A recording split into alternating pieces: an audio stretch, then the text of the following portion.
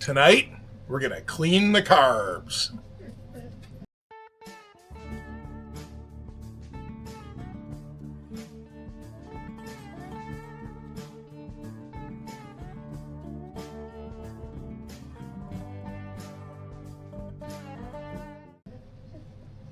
All right, what we got here is a set of XCR rack carbs, XCR 800, nominally 38, although I believe I measured like 37 and a half here.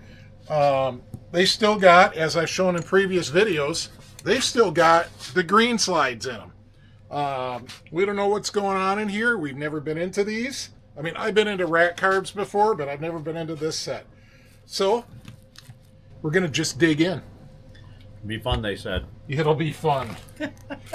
So the first thing I'm going to do, because these are all going into the ultrasonic, is luckily I have a set of security Torx bits, and we're going to get this TPS sensor off. And we will reset this TPS sensor later, but for now, just taking it off because we don't want to get it full of ultrasonic juice. So that's the beginning. So you do need security Torx bits, although I have taken a TPS sensor off in the past with a vice grip.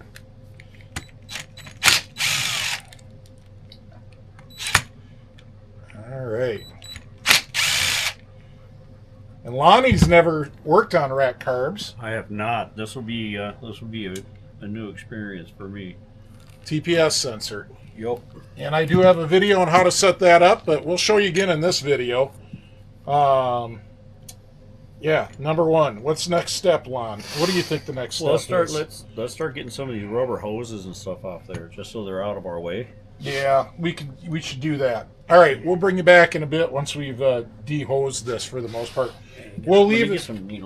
Yeah, we're gonna leave these nipple hoses on here because I got new nipples for it. Nipple. That's what it says in the parts catalog. Nipple.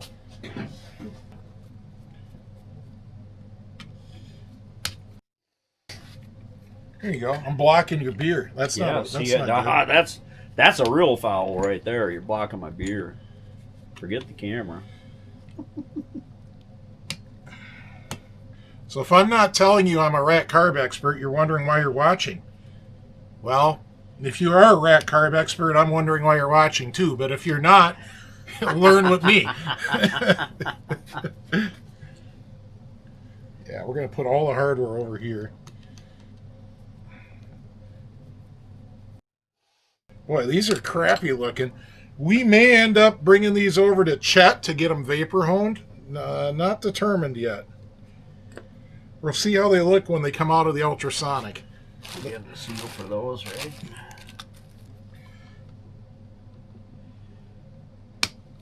All right. We're going to want to get the tap. Maybe. I hope not.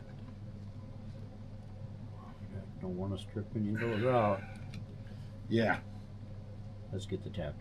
Oh boy, I kind of hate to tap those. I hate to pound on a carb, but we're gonna do it lightly. All right, let's getting those faces off of them. Little tap action with the small hammer.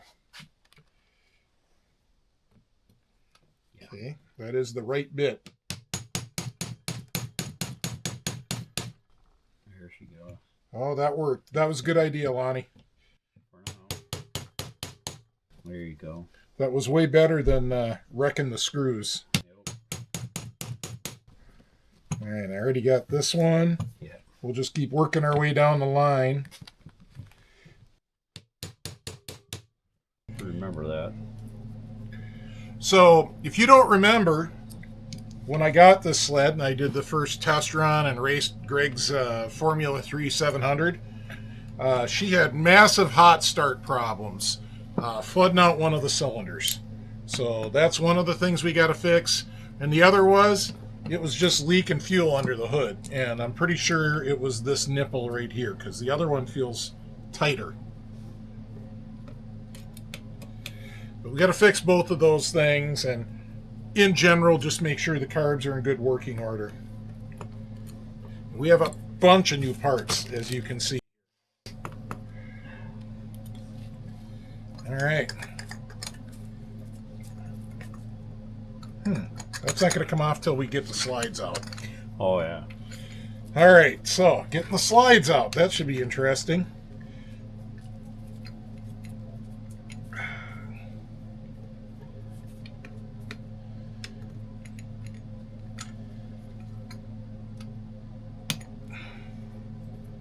That's pretty tight. So we're going to give you more details as we're putting it together. So you're going to want to stick around for the end of the video, but we're just tearing it down right now just to, you know, tear it down.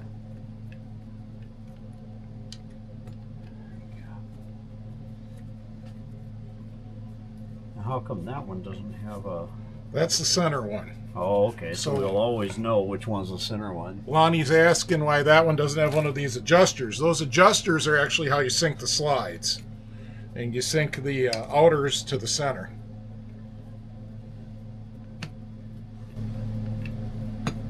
Well, that works well because that's how I sync them with my eyeballs.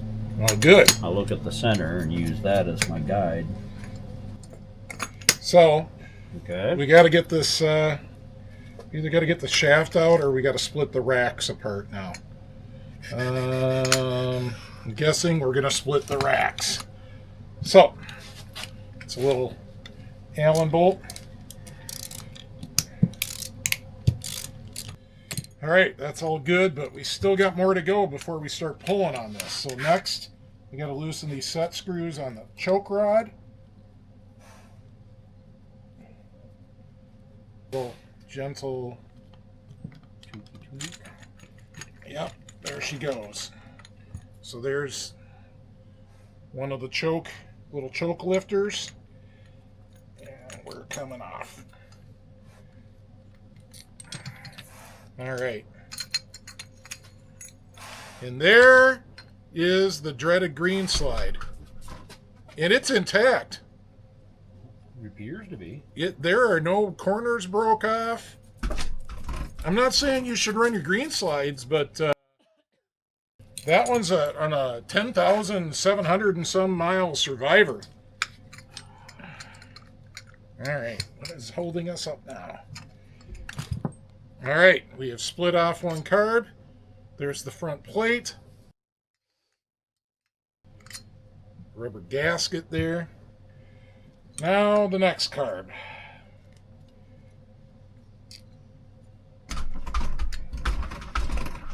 Got a puppy that wants to come in. You want to let Daisy in, Lonnie? We can do that. Requesting. If the camera goes wonky, we'll know why. The camera goes wonky. It's due to a Labrador Retriever tail. Yup. Labradors. Oh, you let Camila out? Yup. All right. So the thing that was holding it was, Right, we got a spring that came out Yep, somewhere. the spring came off, and there was probably a little washer too. Should have been a little plastic washer. That's right here. Oh, did you find it? All I right. found it. And there is an E-ring that's supposed to be on there that's not. And we'll talk more about that later. How's this one look? Slide number 2 actually looks Looks good. fine. Nothing's broke off. No. All right. Good.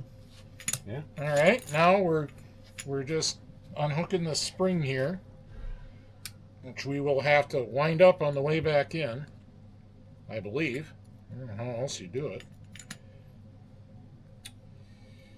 I think this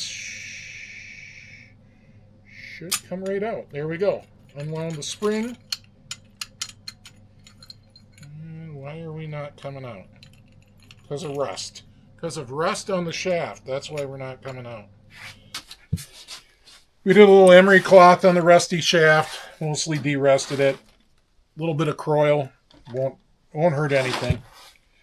And that ought to make it come right out. Just like that. So there you go. You got to de-rust your rusty shaft.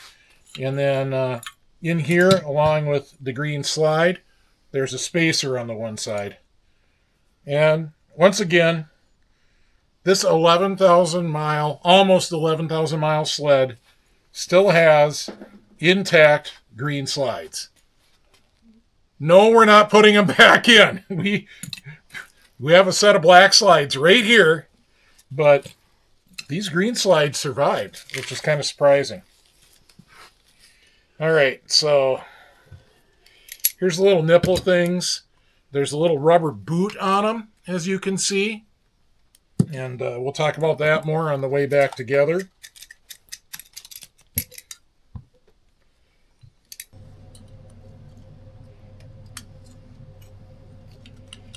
There we go. And I've been told that the normal way that these fail is they leak past the O-ring. This one was most likely not leaking past the O-ring. Based on the retention on this one, I'd say it's probably not leaking either. So that probably means this one was. But this wasn't the cylinder. This wasn't the trouble cylinder. The one you're holding was the cylinder that was flooding. That's definitely got some corrosion on this one side, but I don't know if that'd be enough to make it leak.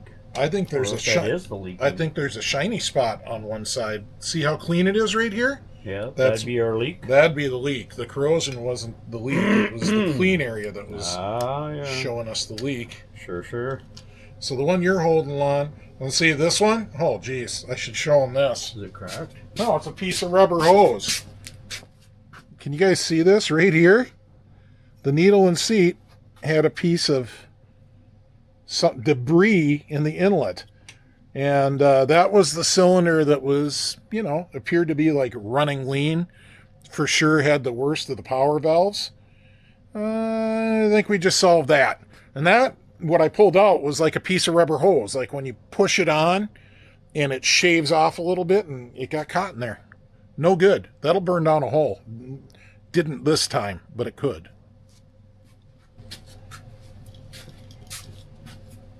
So all right. The other ones that you have, they have the needle in there as well? Yeah. It comes together like that. Okay. Yep, we'll show them when we get there. Cool. All right, we're almost there.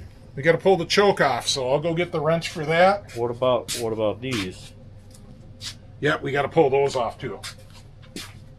Oh.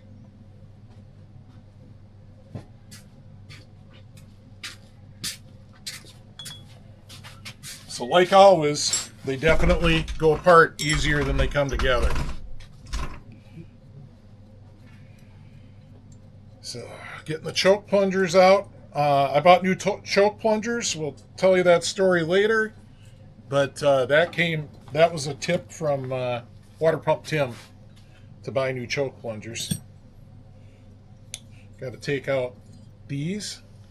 That's your fuel screw for your idle mixture, I believe. There is a washer under jet.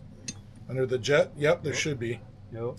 There should be one under the brass and a rubber washer under the fuel screw as well. Under this one? There's like a whole rubber little thing right here. Right there. Under the fuel screw on the side line. Oh, the side one. Yeah. Yeah.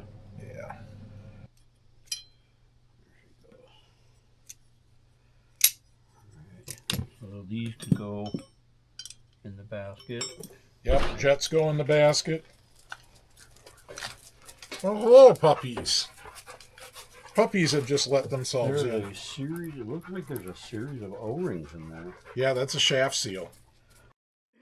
So I don't know. Get those out, or I don't know. do you have new ones? No, and I don't want to wreck them. Mains. I was going to say this one did not have a washer on it. One of them that we worked on did not. have The mains get washers, Lonnie. The ones I took off. Did, but that one did not. Well, that was somebody put it together wrong because it goes under there. So if you found a washer under the Pilot, it's because somebody put it together wrong. Because the washer goes in here. That's why that's so deep. Okay. Yep. Well, that's what I found. Yeah, I believe you. We'll emery cloth this a little bit so we can get that cleaned out. Yeah. Yeah, let's do that before we send it through the ultrasonic. But I'll tell you what, folks.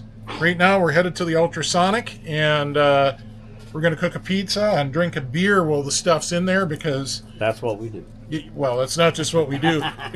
You can't film while the ultrasonic's on. It's so noisy.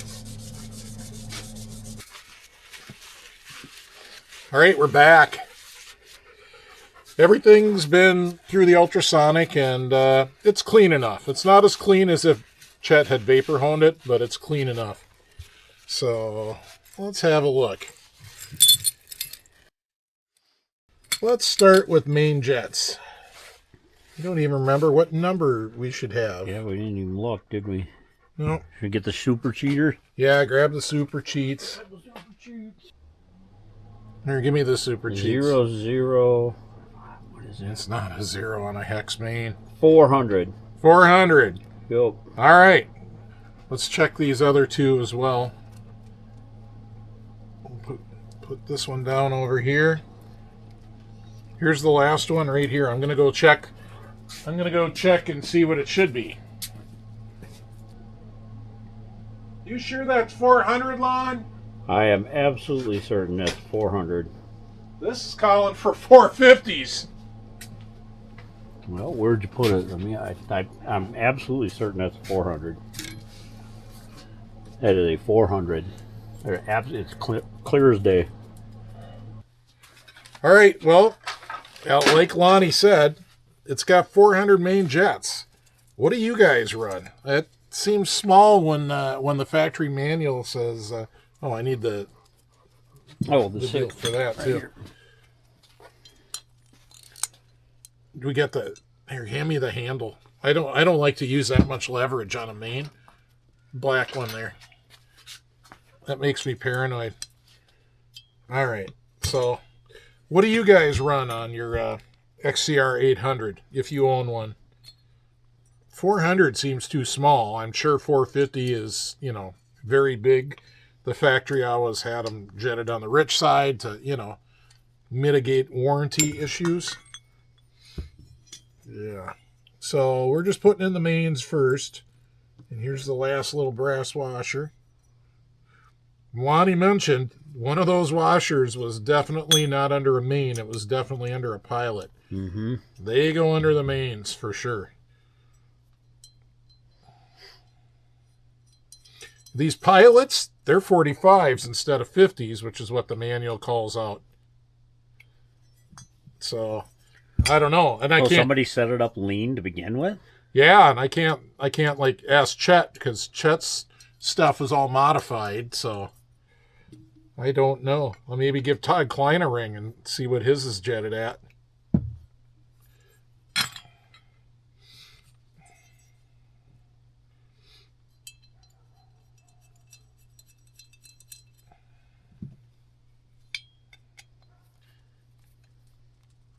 All right. So there's all those. So the next thing we're going to put in, you want one, Lonnie? Yep. Brand new float needle seat assembly.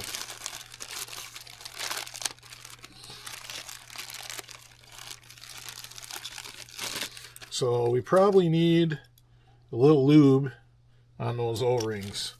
Might as well pop. You got some Barney poop close, or? Yeah, some grease of some sort. That spray can of white lithium right there. This one? Oh, this one. Ah, there you go. Little white lithium, I'll spray it off to the side.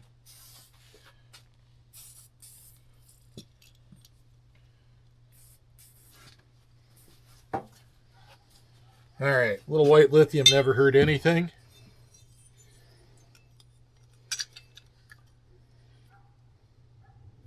That's it, no adjustment. Okay, Lonnie, these are shoulder screws. Mm-hmm. Those are the ones for this. Yep.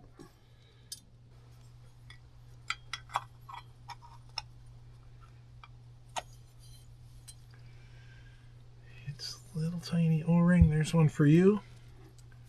There's one for me. A little tiny screw, I should say. Yep.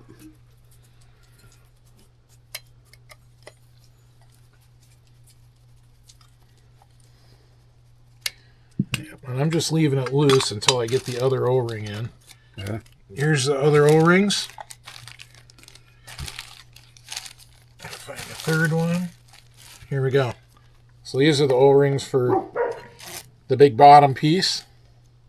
Got some barking dogs out there.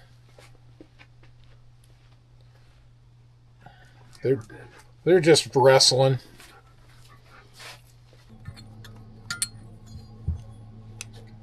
All right, let's set the bodies. Well, let's do choke plungers next. Before we work on these, let's do the choke plungers. Okay. So, all the choke plungers. Oh, it's time for it's story time. All right, it's choke plunger story time. And I got two stories. So one came from Water Pump Tim. Tim says that one time he broke one of these plastic pieces. He says they can be kind of brittle. This is the hex piece that holds it down. There's like a little rubber cap on there too. And so Tim made me order more of these. He didn't make me, but after hearing his story. And then the other thing is, Chet said when the little, on the choke rod that does the actuation, there's a spring and an E-ring. And he said that one time the E-ring was missing on a sled that he got from somebody, and it had basically sawed through the plungers. Oh, yeah. Oh. And then the other story is, Tim, Water Pump Tim, had a sled where the rubber pieces in the bottom of the plunger here were all deteriorated, and he had just a ton of trouble with it starting and running right. So I don't want any of that. So new choke plungers it is. There we go.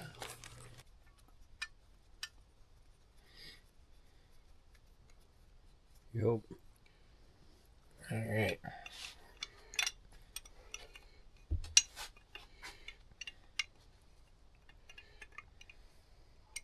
Just tight enough that it won't spin out. It isn't going to be very prone to spinning out.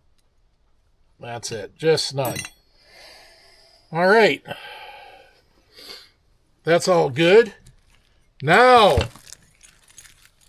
the dreaded green slides. So we got two I things was looking going. at this. Yeah? What a pain in the butt for trying to change your needles on the trail. Actually, you just take the top cap off, and you take this Allen head screw out, and then your needle comes up. So it's actually not as bad as you think. You got the Allen wrench?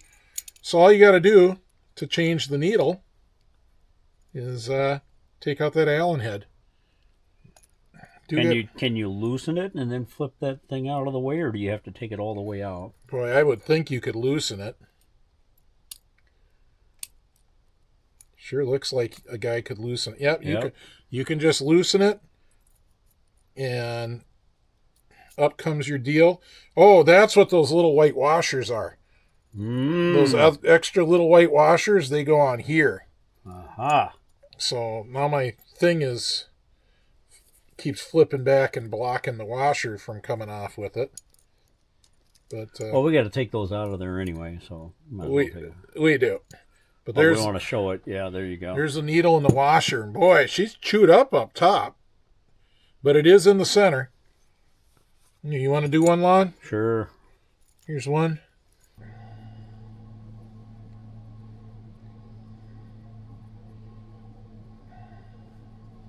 And then we can be done with these green slides. These green slides are going to have to go like in Nutter's Museum of Vintage Snowmobile Curiosities, I think, because everybody says that there's no way those green slides should be good. Wow, that is a long screw, and that was like a patch screw at one point. It felt like it had a patch on it at one point. All right, she's clipped. And they're all the same. Yes. All right, Lon. So, the cutout always goes to the front of the carb, which is this missing piece. And if you think about it, there's only one way you're going to drop them in where we're ever going to get the shaft through and get the screw through. So it's like this, with the cutout, this little cutout here, to the front. We'll Just carefully. like that. Yep.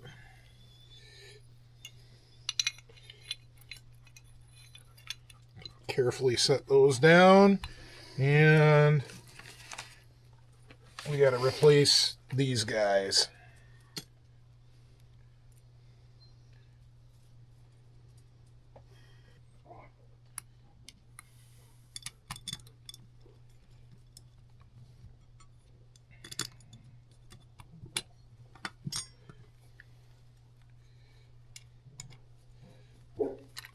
Oof.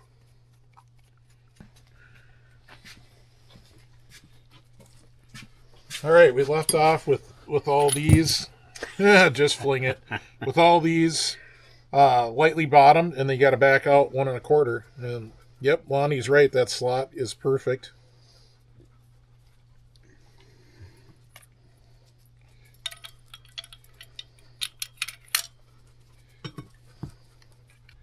Yeah, I guess, yeah. Okay, yeah. Pretty close. Does come in pretty close. Yep. All right. Now we got this little bit of fun.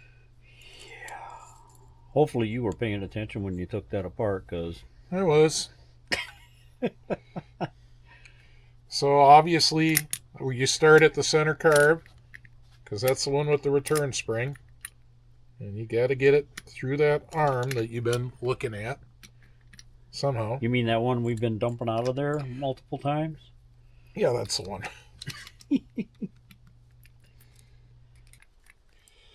I don't know why I was thinking it would be hard. It's not. It's not hard. Go like that. You get that on the hook. Give her a wind. 1 wind, I'm guessing. I Two. don't know. 2 seems a lot. Well, you could go 2 if you wanted.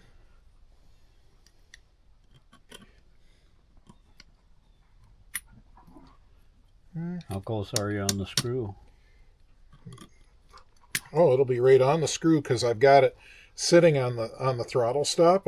This is your idle adjustment, so it's basically like right on that. Yeah, I guess I didn't count how many turns, but 2 feels right. And if I ever need to fix it, well, make it easier or whatever, I'll make it easier. But these are usually pretty easy pulling carbs.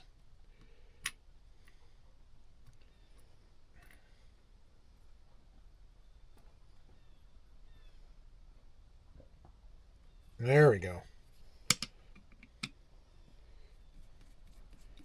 That was pretty easy, Lon.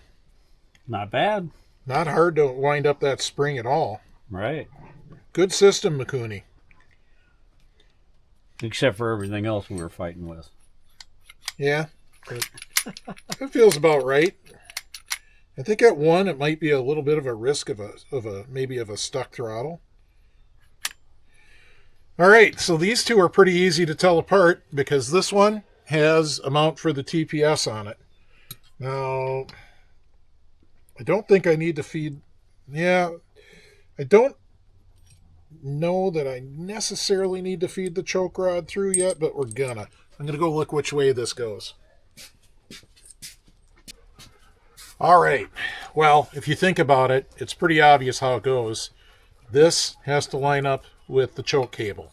And luckily, I didn't pull it off, so we didn't lose any orientation or anything. We do have to slip this guy in, which sets onto that little set screw hole right next to it. And I'll just fumble.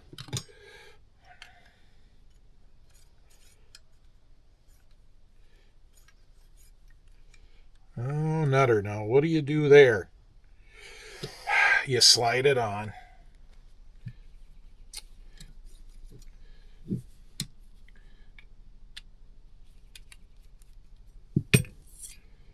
All right. If this seems fumbly, it's because I did it once and it was on a twin.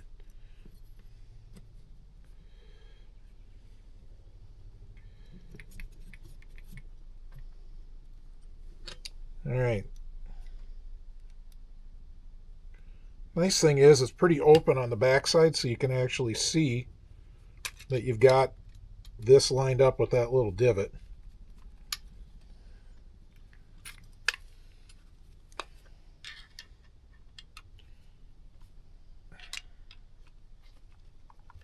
All right, Lon. And you pull the choke, lifts it. You know what?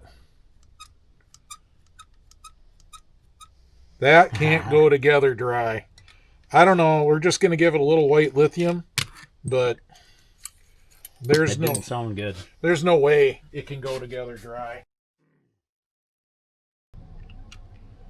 All right.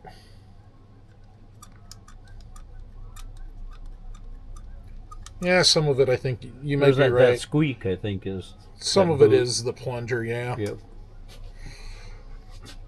All right. So, next. TPC's got to go to the outside.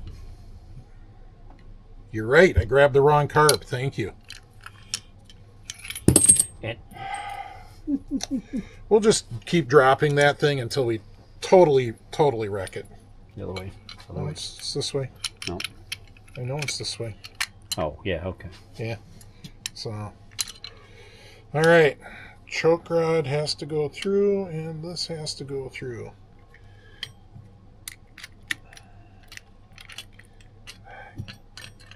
Rat carbs, man, they're fun.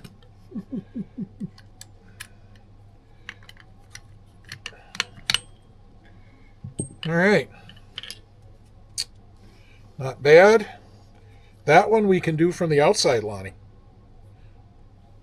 Well, we will. Are you sure? Yeah, we should probably thread it on there. Yeah, I think you're going to have to get that clipped in now. Go for it.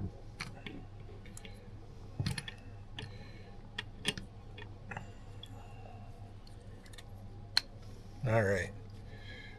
Yeah, might as well do the screw right to it right now. Screw it to it.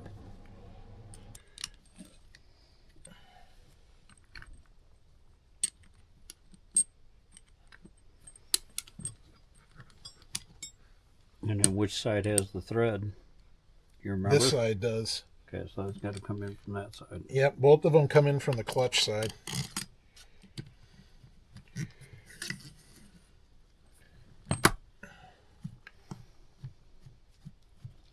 We'll leave it loose so we can do the other one.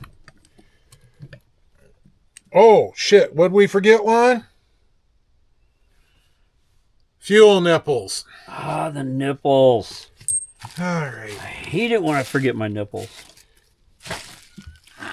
Gotta find them wherever they ended up. Oh, they're right here.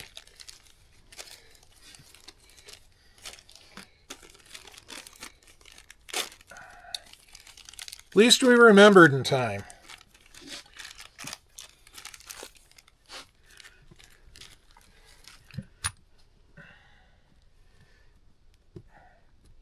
You want to spray them a little bit, or? You know, that's not a bad idea. We'll give them a little.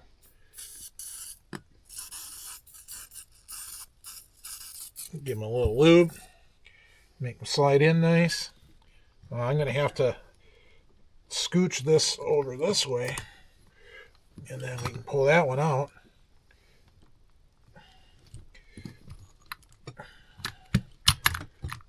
Oh, I'm off my choke again.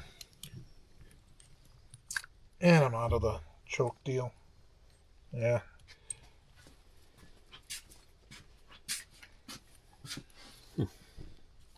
Give my final 1/2 an Ugga Dugga, I think. Perfect. All right. Now we got to get these other screws through, the eccentric ones. That's these guys. And then we'll read up on how you sync these, because I haven't done that for quite some time. My Edge had to have it done once upon a time.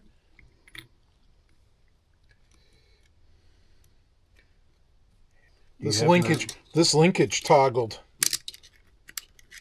Shitski. There we go. Popped it over center. Once the screw's in, it can't ever go back. I hate to ask this, but do you remember where that one came from? No. No, I don't. Why is there only one? Because there was only one. What would have only one?